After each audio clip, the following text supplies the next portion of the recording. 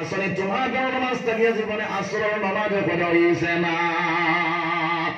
একজন মুরিদ গাওয়া হইলা হুজুর আমার জীবনে আসরের নামাজে পড়া হয়েছে না। আল্লাহর বান্দা তাহাজ্জুদের নামাজ শেষ করিয়া দোয়া করিলা ফজরের সময় ডানে হইলা আজানটা দেও চাই। আল্লাহর বান্দা যখন আজান দিলা ঘর গোবিন্দ রাজার দলার ভাঙ্গিয়া পড়া শুরু হইল।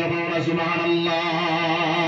ঘর গোবিন্দ রাজা ছিল এজিদ বেঈমান, আজানেরই সুরে বাংলো সাততলা দলান, আমরা সেই মুসলমান।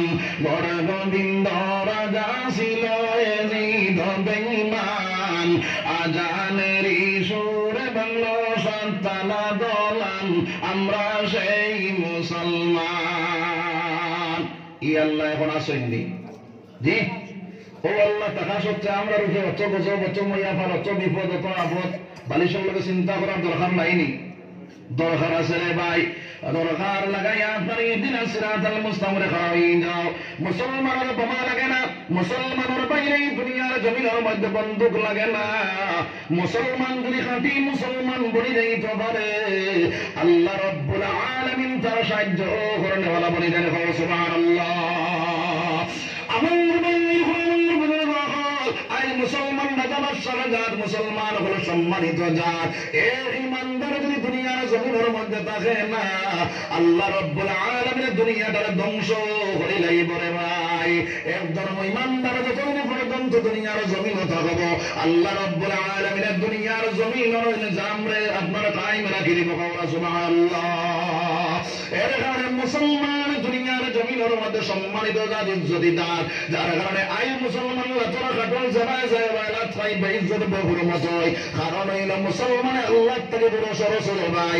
এর কারণে আল্লাহ রাব্বুল আলামিন দুনিয়ার জমিনে বেইজ্জত বহুরমত লাঞ্ছিত বঞ্চিত করে রাখো। নাউজুবিল্লাহ। আমার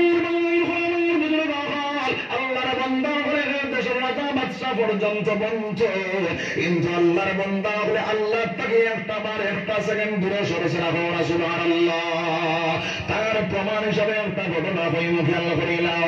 হযরতে কুতুবউদ্দিন মুফতিয়ানে কাকি রাহমাতুল্লাহি তাআলা আলাইহি আল্লাহর বান্দা জলিলুল কদর এক সাহাবী, আপনার আমার বহুত বড় দরজার খলি ওই আপনার কুতুবউদ্দিন মুফতিয়ানে কাকি রাহমাতুল্লাহি তাআলা আলাইহি আমার বেআইন উলামার দুবুর মারা যাওয়ার আগে ডানে কইলা রে খাদিম সাহেব আমি যখন মারা যাইব আমার গোসল দেওয়া কাপড় কইরা দিল্লির ময়দানের মধ্যে যখন তুমি হাজির করবাই ওই সময় গেল আমার ইমামতি দাও মানুষ দেখাইবাই যার মধ্যে 4টা গুণ গাড়ি থাকবো।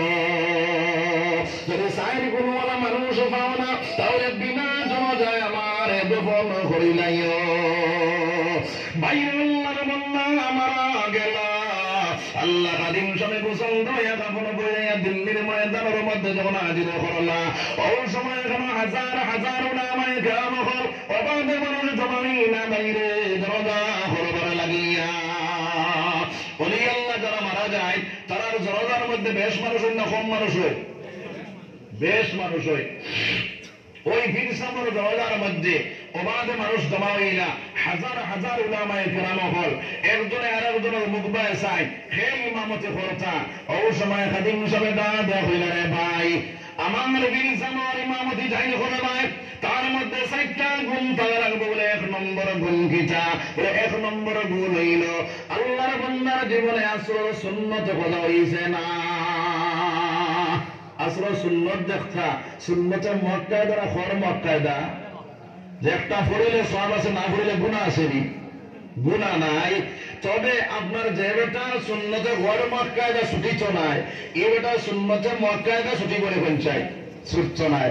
বলে 2 নম্বর গুণ কিটা বলে 2 নম্বর গুণ হইল ওই আল্লাহর বান্দার জীবনে কোনদিন তাকবীরে উলা পৌঁছাইছে না। বলে 3 নম্বর গুণ কিটা বলে 3 নম্বর গুণ হইল ওই আল্লাহর বান্দার জীবনে কোনদিন তাহাজ্জুদ পড়া হইছে না। বলে 4 নম্বর গুণ কিটা বলে 4 নম্বর গুণ হইল ওই আল্লাহর বান্দার জীবনে কোনদিন কোন বেগানা মহিলা দেখছেন না। সুবহানাল্লাহ।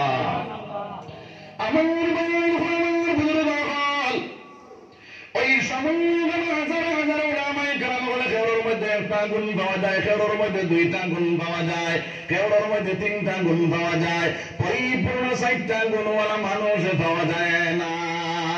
খাদিম সাহেব ডাক দিয়া কইলা বাইরে খেওড়টা চুলা মারো। আমার পীর সাহেব বলেছিলেন বিনা জনজায় দফন করে লাইতাম।